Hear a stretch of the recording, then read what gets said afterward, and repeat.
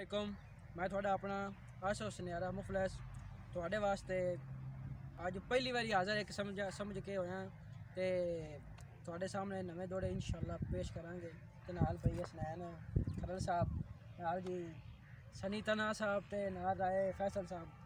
हाँ जी दौड़ा जी सुन के जी कि तलक बनता वहिंदे हैं निभावन कान घर लगदे सने जर माल जागीरा बरम सो खास कर लगदे ते वफा कोई लफ्ज मोमल नहीं ए देन लाग बहु मांगे संगत दी पग बचावन ते इमामा दे भी सर लगदे। क्या बात। हाँ जी हाँ जी सनी तना साहब भाई आसफ साहब के गल गल चोना फस वंजना उन्ना फस के आखना खैर है ते असा गल ना दसनी गैरा नु उन्ना दस के आखना खैर है। असा नार रकीब दे लड़ वंजना उन्ना रस के आखना खैर है। असा रो के आखना मोए पया उन्ना हस के आखना खैर है। हाँ जी राय सरेन साहब जी। हाँ जी चलो शुक्र है वतन ते आ गए हो नहीं तो बिल्कुल मंदड़ा हाला चेहरे दी माए दियां रौनकां ते अल्लाह जानदा पै गया काला।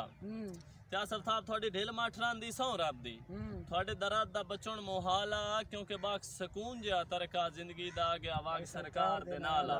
हाँ जी आंदा कि तैनू लाज़ई दर्द बनाई वत्या है मजबूर दे दिल दा रबर नहीं उफ कीती भावें खांदी रही तेरे जुलम सितम दी गाबर। क्या बात शाही करान दे शौक तू बन बैठा है तू भी मंगवे मुलख दा बाबर मैनू तो सटया है उन्ना तैनू सट गत्या है हो गई है खेड़ बराबर। क्या बात है ते राय हसनैन खरल साहब मैं तख्त छड़ के खुदा दी सौं जे पखियां लावां तबेली बनसे। मैं तख्त छड़ के खुदा दी सौं जे पखियां लावां तबेली बनसे।